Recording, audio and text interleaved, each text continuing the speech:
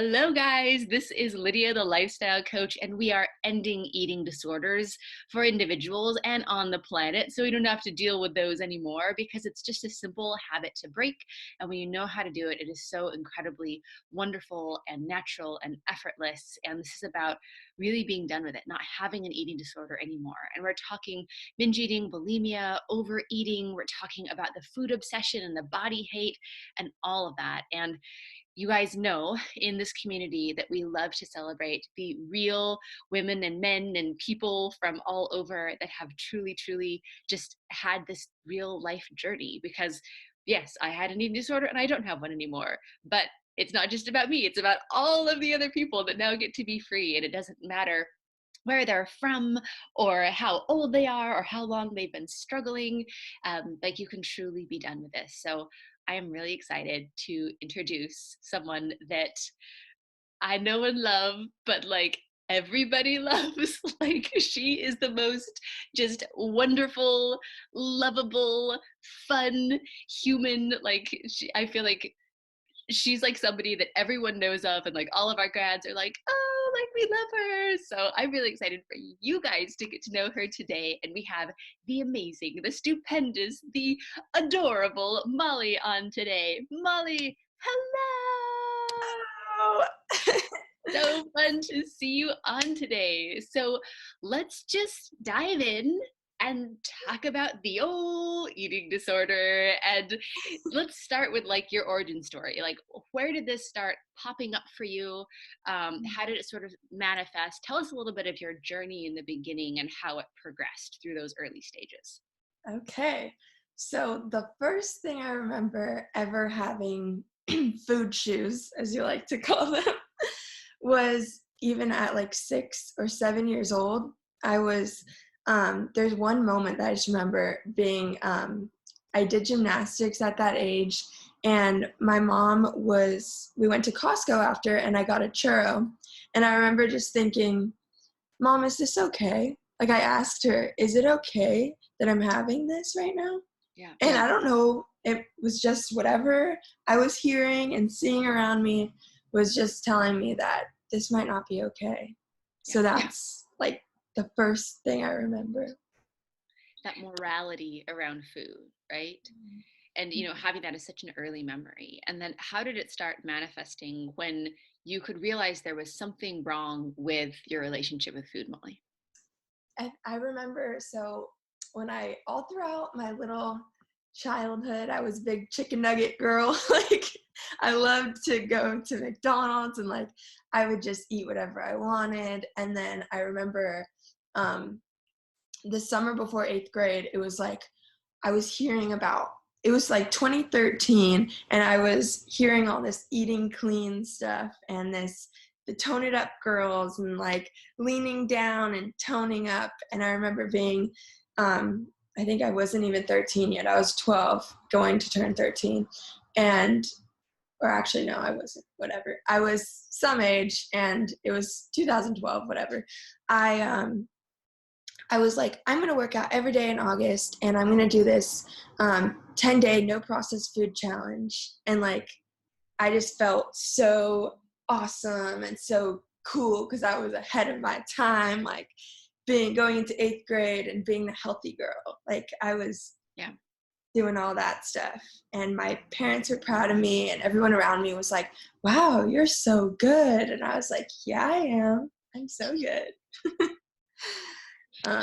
And where did it go from there? Like, you know, as you were having this morality around food, right? And like, oh, this is good and this is bad, and I'm going to be good because I'm eating this way.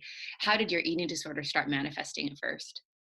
Yeah, so it went on like that. And at the same time, my sister also was developing an eating disorder because she was going off to college. And I was like, well, I'm not going to be like that. I'm just a healthy girl. I'm not like restricting or whatever. I'm just super clean eater, no processed food, work out, get a 6-pack. I don't have an eating disorder.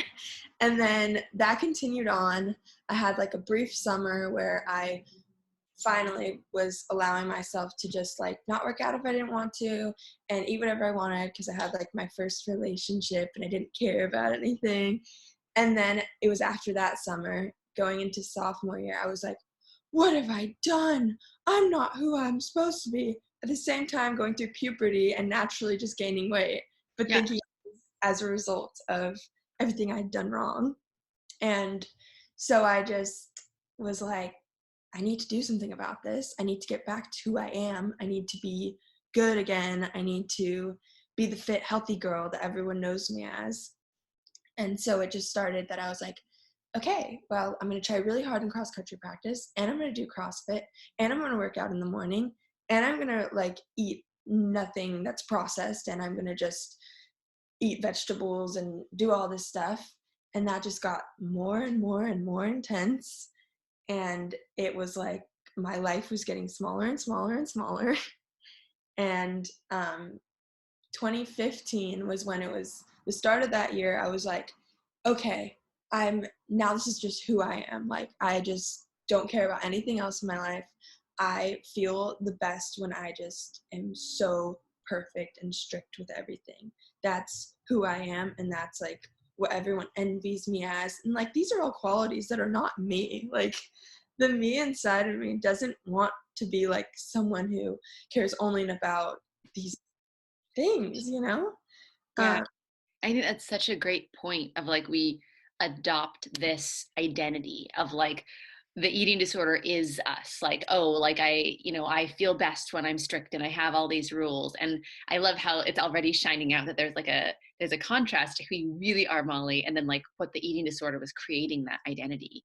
So would you say like was it you that saw a problem first? Like, was it you that said, okay, like this is anorexia, or was it other people that got concerned first? Like, how did that first start coming out of like, okay, there's a problem? Yeah. So I think it was not long after the start of that year that things were getting so bad that I was even saying like, wow, I don't feel like myself anymore. Like, I was a normal, whatever that means, frame before. And then I had lost like 20 or 30 pounds from that. And so all of a sudden I was like, because of that kind of malnourishment, my focus was even more on my body. And like, just going to sleep, like my parents having to come in and like try to console me as I like rip at my like stomach and just like can't focus on anything but my body. And it was after that, and telling my mom like, mom, I can't focus on anything else, that she was like, okay, this is bad, like we need to do something about it. And I remember after I told her that, I was like, no, what have I done? I'm not going to be able to continue this. Like, I don't want her to know, because then all my hopes and dreams of being able to do this forever are going to go away. And so we went to the doctor, and I had like an EKG done at like 3:30 in the afternoon.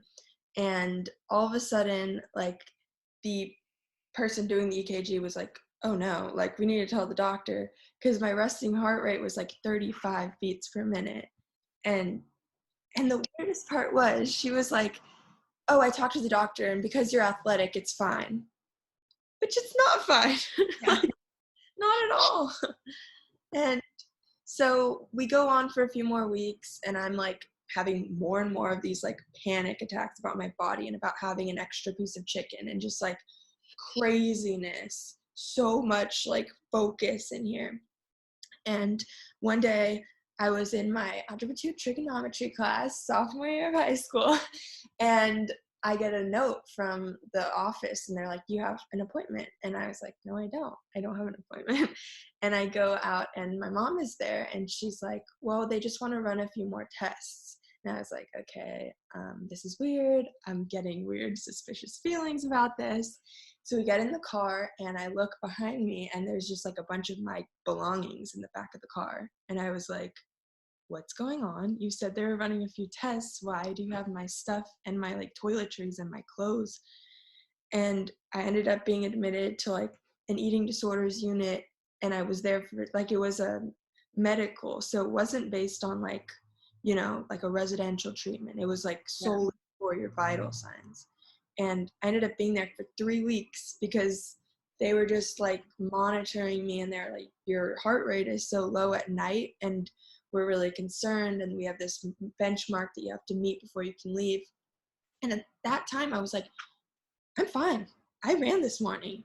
And I don't look like these other people. Like, I'm just really healthy, and that's why I'm like here. There's nothing wrong with me. So can you let me live? Like, I was so just obsessed, and I was that was the hardest 3 weeks of my life, because all of a sudden I was forced to eat, which was so scary. I was on bed rest, not able to even walk to like the dining hall. They made us be in wheelchairs, and I was like, what is going on? Like, all of my worst nightmare was happening. And it was awful. And I felt like my eating disorder really started after that, because the sneakiness, the everyone's watching me, my parents are in control of everything.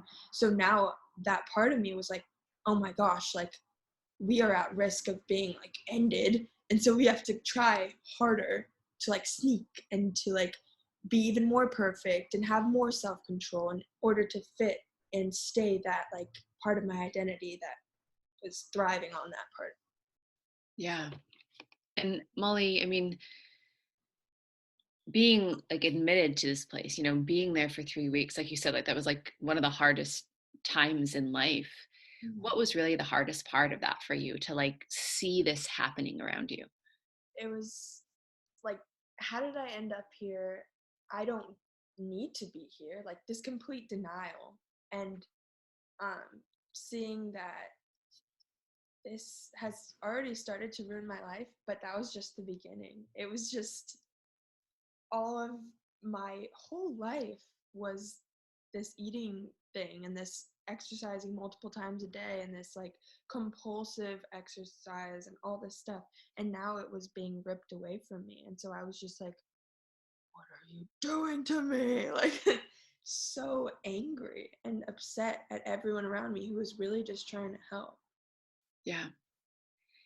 And I think it's so important that you bring that up, because there's this torn feeling of like, on the one hand, there's this voice inside, right, that like lets us know like, okay, like something's wrong here and this isn't okay and this isn't a good way to live. But then thinking of not having that anymore like turns into this just like incredible like fear and panic that like keeps us in it.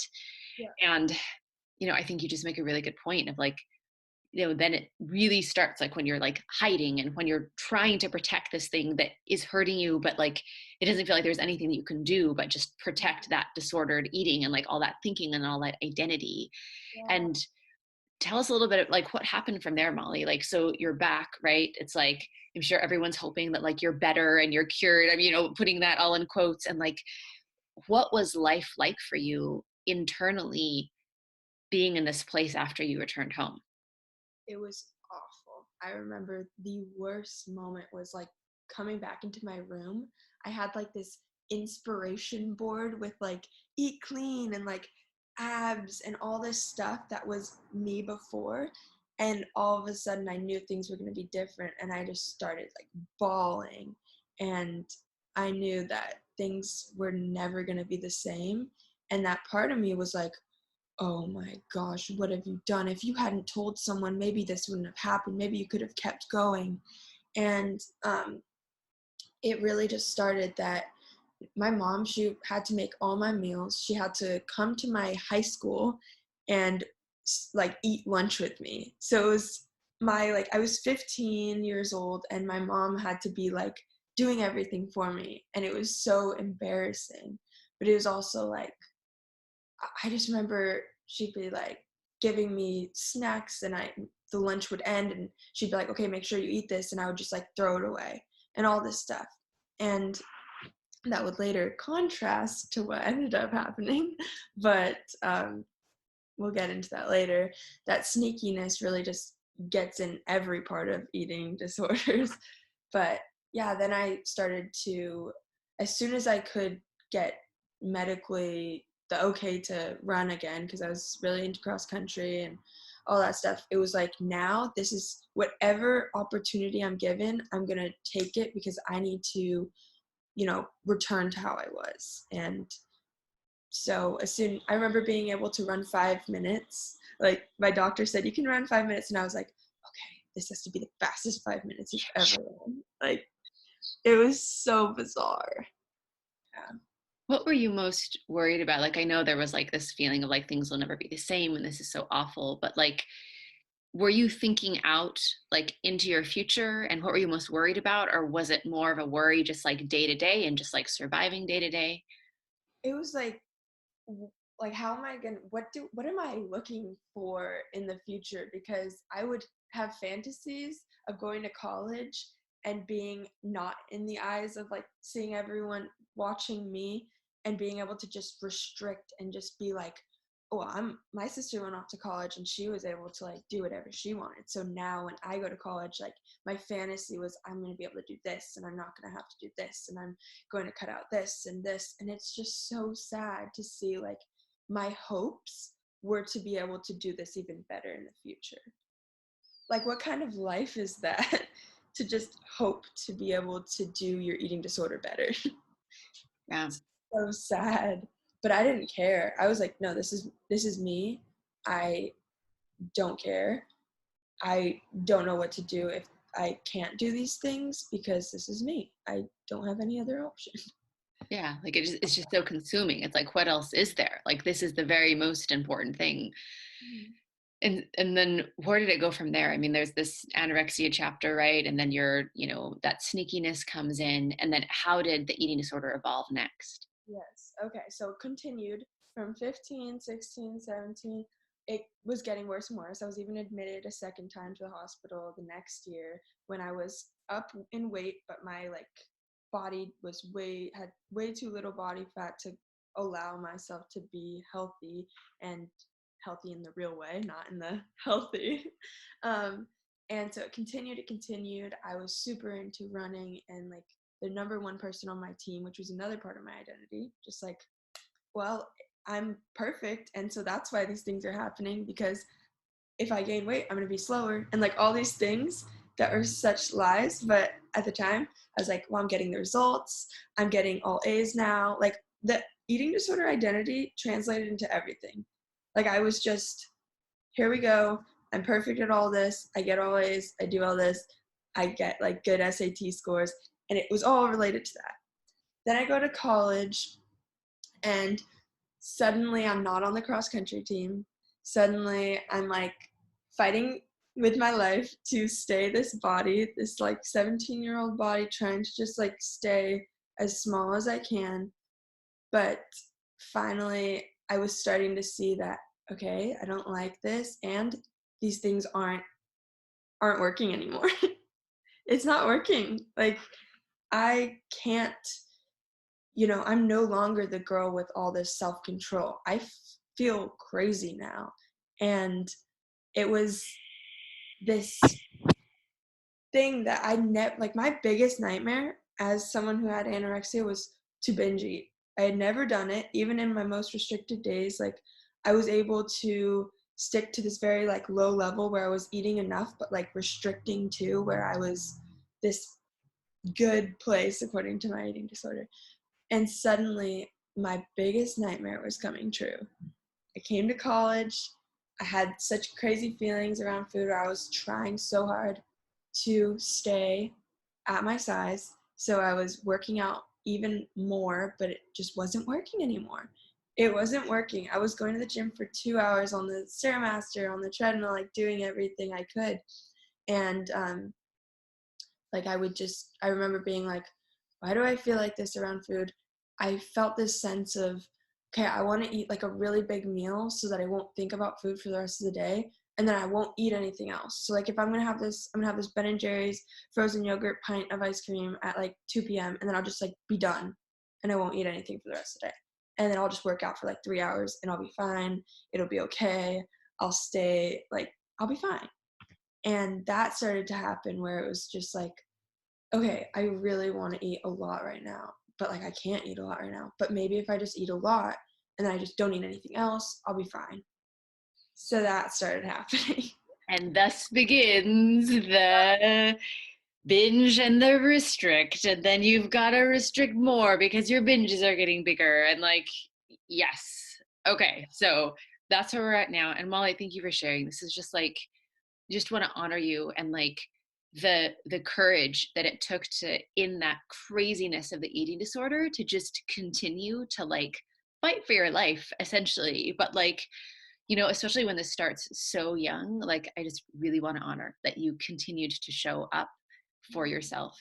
And a really good point that I just want to bring awareness to is that we have this idea with an eating disorder of like, if I just work hard enough and if I just keep going, then maybe this is hard and maybe I feel a little crazy, but at least I have all of these benefits, right? At least I look the way that I want. At least I can stay thin. At least I get this praise from other people. At least I can feel perfect. And you make a really good, important point, which it does not continue to work. It breaks down. You can do all the same things, plus even more, cut your calories even more, run even more. Your body fights back. Your body has to eat. Your body has to feel okay. Your body has to feel safe, and it will continue to fight back harder and harder and harder. So for anyone listening to this, just thinking like, yeah, but like, I can just keep going. Like, you can't. Like, no matter what you do, an eating disorder never lasts. It just keeps on getting worse and worse and worse. It does not stay the same.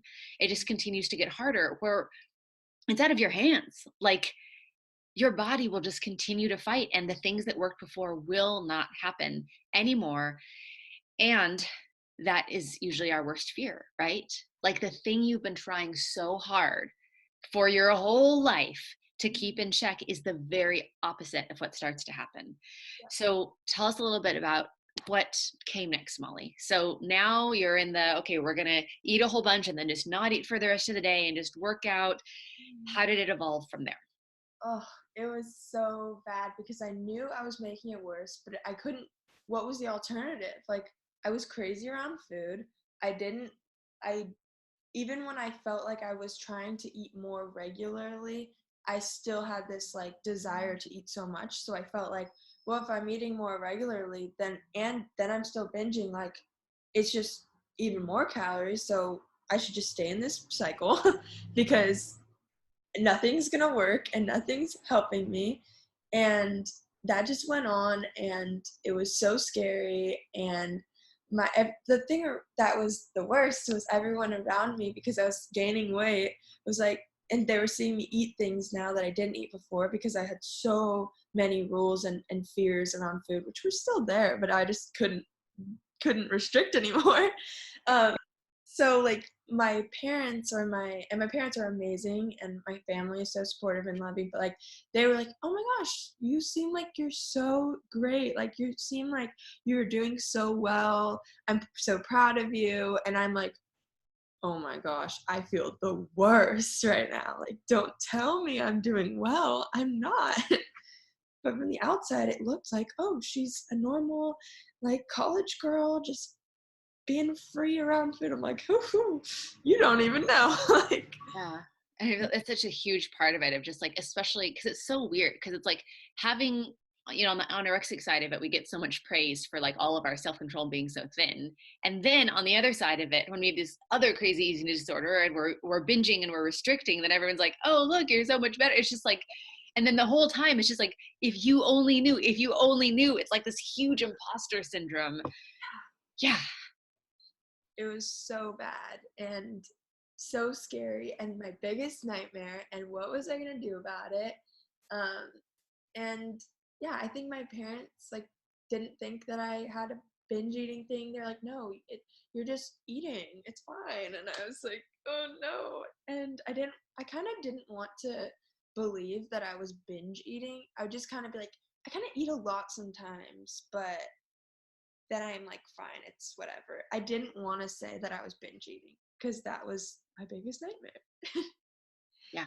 And then I think after that, I I think around 2018, so I was 18.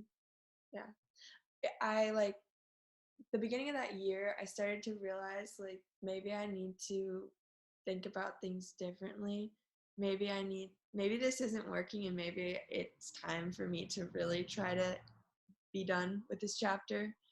My eating disorder is no longer serving me, and I'm done with it. And so maybe I'm willing to do other things if it means not being crazy.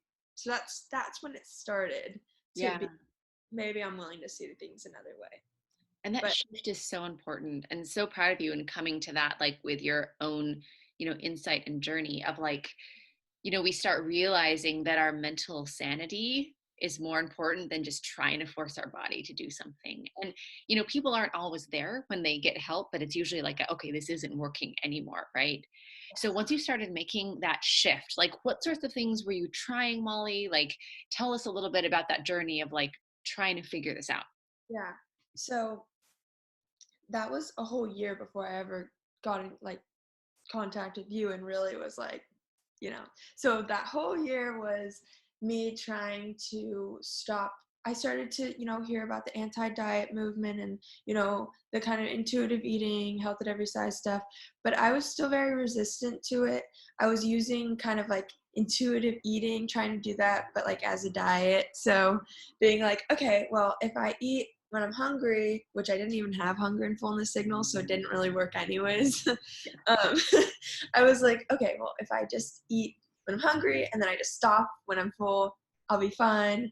And then I would be like, oh my gosh, why did I eat past being like full? This is so bad, and just beating myself up.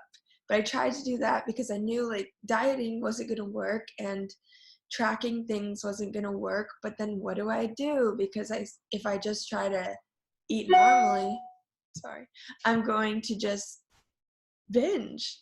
So I don't know. I just was on this like back and forth thing of trying to not think about food, but then in trying not to think about food, I was thinking more about food.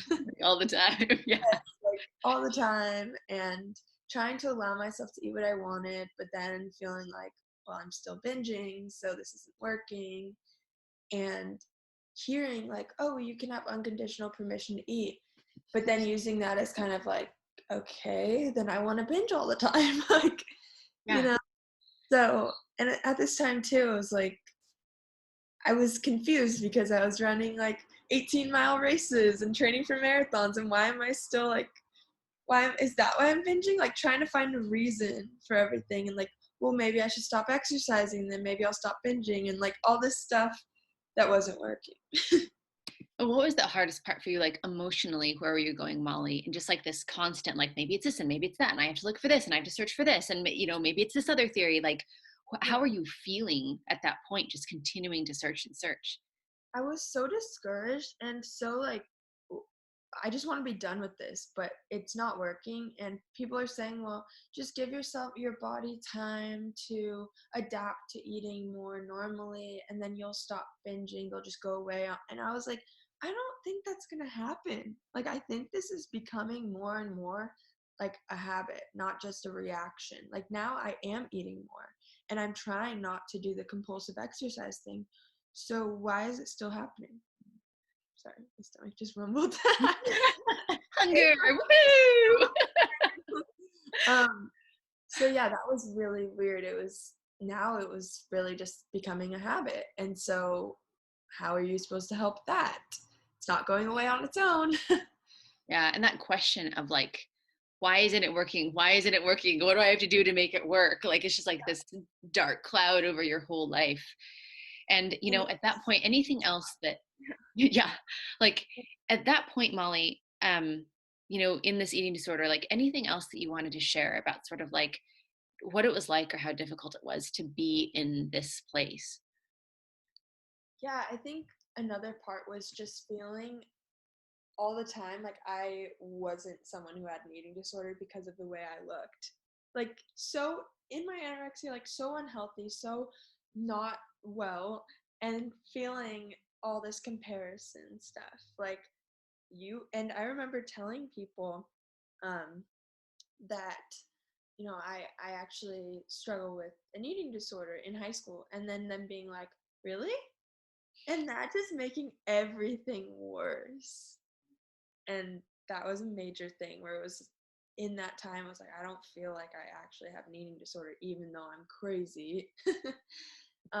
So yeah, I think it's just kind of now made me realize that there has to be more education around eating disorders are in all sizes, and people can be super unhealthy in the terms of restriction and all that, no matter if they're emaciated or not. So Yeah, so, so important. And thank you for sharing that, Molly. And now let's talk about freedom. Let's talk about freedom. Okay, so transitioning to this next chapter, how did you first find us? Yeah, I really don't know. Like, I love it. That's like the answer so often. It's just like, that's so fun. Okay, so you found us somehow just because you were led. on YouTube somewhere, which is so cool. I was just like, how to end binge I eating. know, it's like, what do I do? And then, you had your breakthrough session with us, which is just so awesome. Like, let's just touch really quick on, like, because you didn't know how this was going to work yet. Like, you were new to it. Like, we knew that we could help you, but like, you were new to it. What was it in that moment, like, when you qualified for our help and you need to make that decision? What was it that helped you to overcome that fear? Like, what fears came up for you and what helped you to really overcome it and just be like, no, like, this is what I need to do? All like the streams of me searching for answers was just like flooding me, and I was like, I'm done. I see all, like, I loved watching these freedom stories, which is so crazy, full circle. Yeah. Like, I would watch them just all the time and be like, wow, I relate to that, and they're free now. So like, if that's, it was something I kept coming back to, because I remember watching the videos for a while and then trying like intuitive eating counseling and like all this stuff, and then just thinking, but like, what if this is the thing that gets me free? And it just keep coming back to me. And so after a while I was like, dude, I'm doing it. I need to stop this searching, and if this is gonna get me free, like, I'm all in. I'm willing. So Yeah, so awesome. And so let's talk about freedom. Like, tell us, what do you love most about what is different now? Like how are you seeing that freedom in your life? Like, how does your relationship with food? Like, what are your favorite things? gosh, my whole life is different, which just sounds so cheesy because you're like, oh, my life has changed. But I'm serious this year, because I like started the program in January, and my life is so different. Like, it's almost been a year. Not really. I mean, we have a few months, but like, my life is so different. But let's talk about food. I just, oh, I can get whatever I want to eat, and I'm not afraid. Like, I'm not afraid of my thoughts, because I remember right before I joined the program was when it was really just becoming this thing where if I had the thought I was going to binge, it would just happen. Like, I didn't know how to stop it, Yeah. which is the scariest thing, because you have thoughts all the time. And like, you're not afraid of doing that. Like, you're not afraid of like kicking a cat if you have the thought. Yeah. Like, you're not walking around like, oh my gosh, if I have the thought that I'm gonna kick the cat, like, what if I kick the cat? And then you don't do it. So why with food was I like, oh my gosh, what if I binge tonight? I'm already full, but if I go home, I'm gonna binge, and then I would binge. So that was so scary. And that was the first thing I saw that was different, was like, wait, I don't have to feel like afraid anymore. It's Yeah. not scary anymore. My mind isn't Huge deal. Even just that, to not have to be afraid anymore, like, that's huge. Like, beautiful, beautiful. Let's talk, like, how else is your relationship with food different than it used to be? And then let's talk about like life, because I know this is like something that just, it makes everything so much better. So, but let's talk more about like what else about food is different for you. Um, oh my gosh, so much. I have pretty much no food rules anymore, which is insane. Like, I was someone who was all over the map, eat every 2-3 hours, track this, track how you're feeling, don't have too many carbs, and make sure every meal is balanced, and blah blah blah blah blah. And now I'm like, oh, if I want banana peanut butter toast, I don't care. If I want like pancakes, I don't care. If I want eggs, I don't care. Like, it's just so normal, and there's nothing wrong with it. There's nothing wrong with anything. And I'm just not afraid, and I have so much like evidence now that I am fine, that it just keeps making it solidifies even further that like, yeah, I'm fine. I'm fine if I have some cookies last night for Halloween. Like, I don't care. Like, it's so chill. So chill. Absolutely. Okay. And I want to clarify something because what we're talking about here is real freedom and real health and like natural, normal eating. So, especially for those of you watching who are still in that eating disordered brain, I totally can appreciate if this is going on in your head right now of like, oh, but I can't just be okay with anything that I eat. Then I'll just go crazy. What are you saying? That I should just be happy about binging all day, every day? Like, cookies are not okay. Like, I'm a sugar addict. Like, all of this stuff, right? So we're not talking about being fine with your eating disorder. We're talking about not having an eating disorder anymore and to actually be able to have the true health of having freedom around food and building that trust in yourself. Because we have this idea of like, if I let myself eat what I wanted and I felt okay about it, then I would just have cookies and ice cream all day long and I'll be diabetic and I'm pretty much going to kill myself with food. And the reality is that when you don't have an eating disorder anymore, it means that you can have a cookie or you can have a salad, and then you just move on with your life and you don't have all the guilt and the shame that actually drives up you eating more and eating worse and eating less healthy. So I just want to like, for those of you who aren't in that place of freedom yet, know that what Molly's talking about is being able to be a normal eater and have that flexibility around food Yeah. so that she can just like live her life and actually is in a healthier place because of it. So just wanted to like pop in there with that. So many like things I could talk about with food freedom, like going to buffets and not realizing it's like this isn't my last chance with anything. Like just getting a few pieces of bread and a salad and some ice cream, like move on.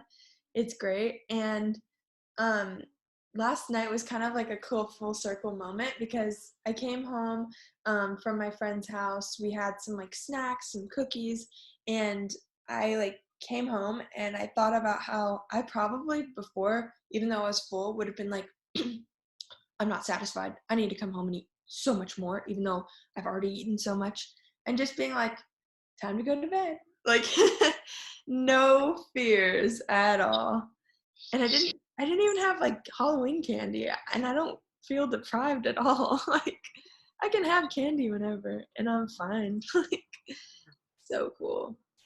So, so cool. What else are some of your favorite things about just ease around food and not having an eating disorder? It's so different that it's sometimes now it's hard to think about things that were so cool at first. Um, I don't know. I just have cereal around, and cereal was a big thing for me. I was like, oh my gosh, cereal, cereal, cereal. And I have some cereal, and I just have it when I want. And what else? There's so much. I I don't know. I just can go out to eat. I'm not afraid of binging. I Yeah, there's just so much different. And I really love even things like I know you've talked about this, but like fruit. I love to just eat a lot of watermelon sometimes. And before I would have been like, oh my gosh, that's so bad. But I'm like, wait, I've ever since I was really young, I've always been like, I love eating a lot of fruit. And so if I want to eat a big bowl of fruit, I don't have to think about, oh look, there's so much sugar, blah blah blah blah. I'm like, no, this is delicious and refreshing. And yeah, the other day I got these like pumpkin JoJo things from Trader Joe's, and I was able to tell that like I don't really like these. Like what? I know, isn't that so fun? Okay, so one fun thing that we celebrate all the time in our community is like when you don't have an eating disorder and then you go and just eat food, you get to actually know what you like. Like you get to have a preference. So like peanut butter is a perfect example of this, right? It's like we have peanut butter up on a pedestal of like it's the most delicious thing and it's a drug and if I start I can't stop. And then once you don't have an eating disorder, you can eat something like peanut butter and you may really like peanut butter, but you also may be like it's not that great. Yeah. Like, and you get to know that for yourself instead of your eating disorder dictating, like, oh, you hate fruit because it's sugar and you're not a sugar person and you love lettuce. Oh, you could just live on lettuce all day long. Like, you actually get to be like, yeah, lettuce is fine as long as it's got some good dressing on it. And I do like these cookies. And you know what? Cupcakes are kind of dumb. Like, Yeah. you get those options. You get to know what you actually like. And there are some things that I'm like, I love this thing that like would have been bad before. You know, I love ice cream a lot. And like, that's cool, you know? Who cares? But these cookies, I was like, oh, don't really like them. I could still eat them if I wanted to, but I don't really like them, so I'm going to bring them to this meeting and just give them to my friend because she liked them more than me. I can share food. Oh! So cool. Oh, so fun, Molly. Love it, love it, love it. So, like, this is what we're talking about is a new normal, right? Like what Molly's describing is, I love what you said of like, oh gosh, it's like I've got to remember how exciting these things are because it just becomes a new normal. Like the first time that you open the cupboard and you're like, what? I have cereal? I forget about food in my cupboard? It seems really amazing. But then it's just like, well, of course I have cereal and I don't know that it's there. Like, so it's so cool to see that level of freedom where Molly, like you're sort of out of touch with how eating disordered used to be. Like, what was that like to have an eating disorder? Yeah. And the exercise piece is different too. I don't know if I should transition from Yeah, food. let's do it. Let's talk about like what are some of the other areas of life that you're seeing the biggest changes in and what's so fun about that? This is like the cool, like food is cool too, but like the other stuff is crazy because I didn't sign up for life freedom. I signed up for food freedom. I got food freedom and then I got life freedom. So I now like exercise when I want and I don't when I don't want. And you know, I ran a marathon in April and like I didn't do it because I wanted to have an excuse to eat a bunch. I did it and it kind of sucked. And then I was like, I don't want to run a marathon again for a long time if I ever do. And I love to, move my body and challenge myself. But yesterday or 2 days ago, I had made plans to work out with a friend and I was not really feeling it. So I just said, hey, I'm not really feeling like working out today. So I'm not going to go today. And it was just like, whoa, before I'd be like, not only did you let yourself down because you didn't work out, you let your friend down. I'm like, no, I'm fine. Oh, Oh, it's so so awesome. So to be able to like do things because you want to, not because you have to, like exercise can just be like a joy. Run if you want to run, don't run if you don't want to run. Like, or I think I said that right. Maybe not. But you know what I mean? yeah. So, I mean, that relationship with exercise and body is like so different. Like, describe life freedom some more, Molly. Tell us more about life freedom. Dude, this could be like a 10-hour thing, but oh We my should do god, like a Molly's 10-hour series on life freedom. podcast series. um, well, I no longer am trying to strive towards a certain body, and that's such a cool thing. I was 19 during program. I'm 20 now, but I'm like, I'm not striving for a body. My body's gonna change as I get older. That's fine. Like having that peace at this age is like really cool because I know what makes an eating disorder worse and I know what helps. And so I just do what helps me. And now I'm not going to fall back into going to Weight Watchers and anything like that. Even though like I have empathy for anyone who's like in that because that's the culture around us. And so it's like not anyone's specific fault, but I'm just happy to be spreading the word that you don't have to do that. You can stop like striving for what you're supposed to look like. And I just feel like I'm more the human I want to be now, you know? And it's really cool because I feel a lot more authentic and uh just so much I just feel so much better about my life and have so much more larger aspirations than college being a time for me to restrict and live out my fantasies of being the most perfect anorexic. Like, no. Or the binger for the rest of my life. No, I have bigger dreams than that. And Let's just like linger there for a second of I have bigger dreams than that. In fact, yeah, let's just do something super fun. yeah. So, I mean, you were 19, as you got this freedom, like now you're, in college. Let's do a quick little side by side of how you see college being now versus how college would be if you still had your eating disorder. Oh, I would be Exercising like no other, trying to keep it at bay, like any weight gain, which it was happening anyways, but I would just be like not hanging out with friends, not trying new things, not I would probably be in the library all the time because that was another thing. It was like, okay, well, I have to also get everything with school under control and be perfect with that. So I'm just going to spend all my days isolated, working out, freaking out about food, and studying for a really long time. Now, I hang out with my friends so much more.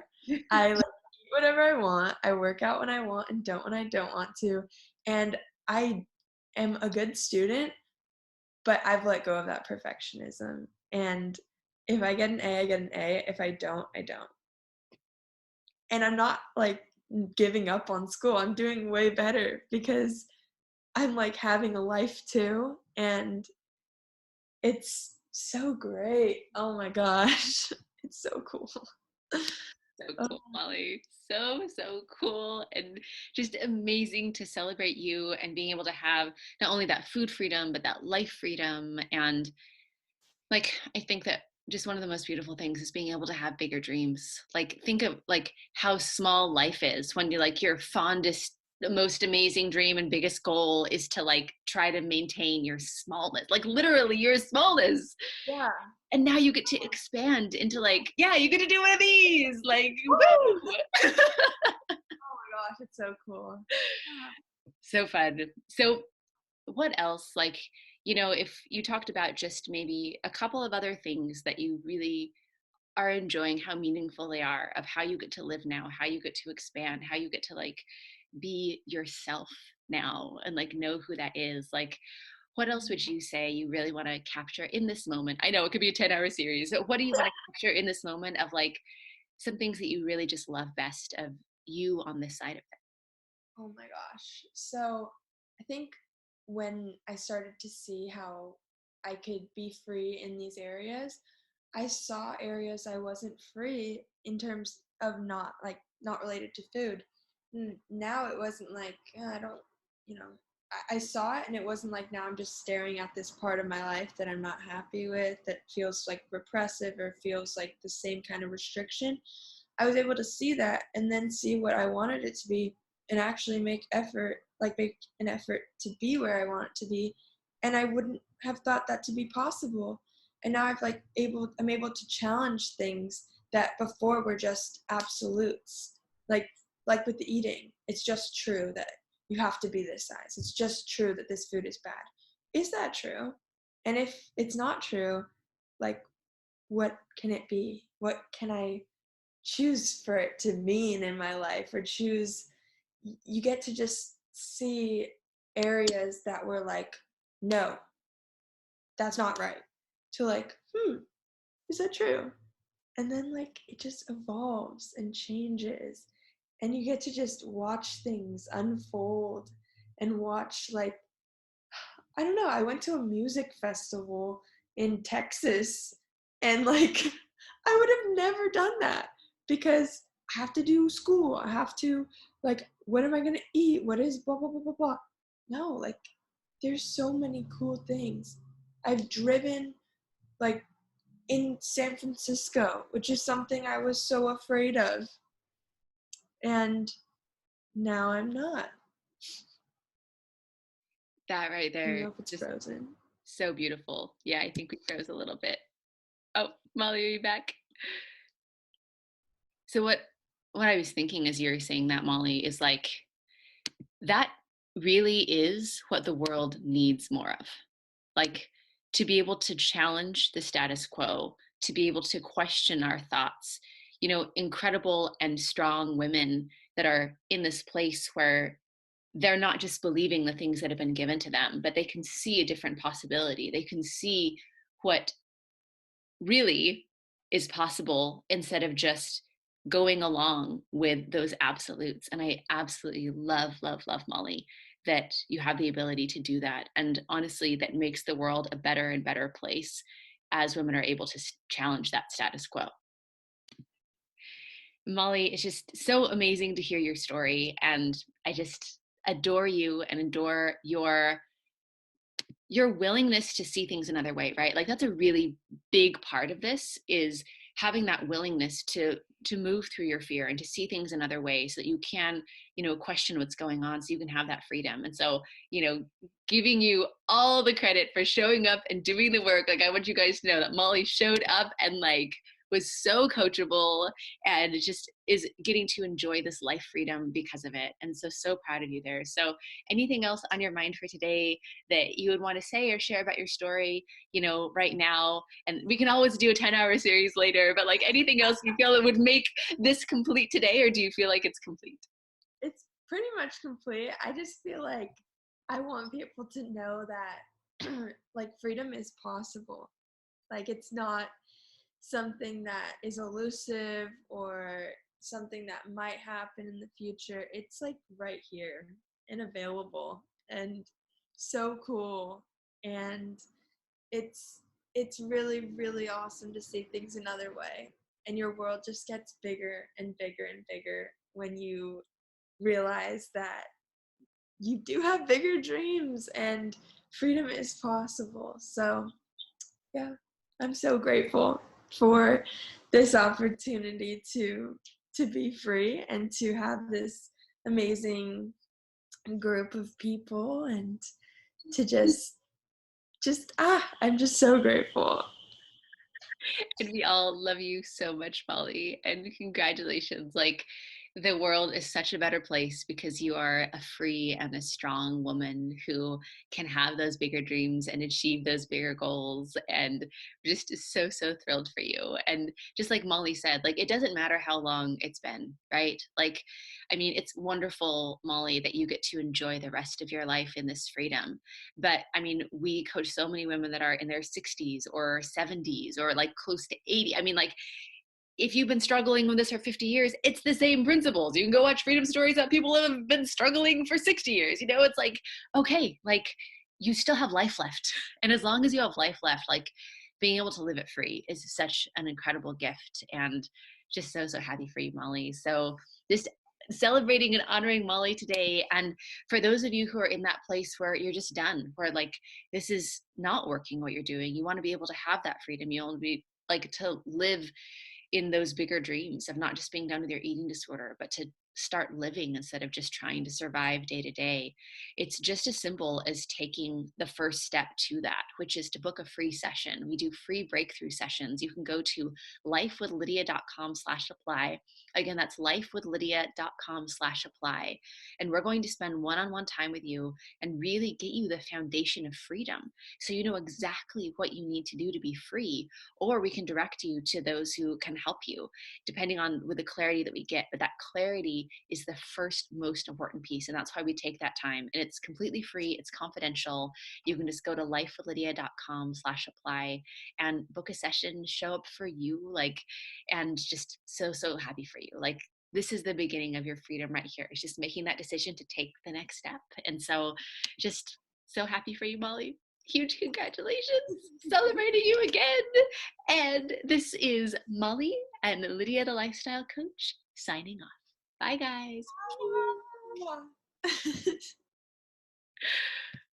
Hi, this is Lydia, the lifestyle coach. And after helping hundreds of people move from food prison to food freedom using only their brains, I am confident that anyone can be free who wants. If you would like a free session with our team, you can go to lydialifestyle.com. Would love to see you there.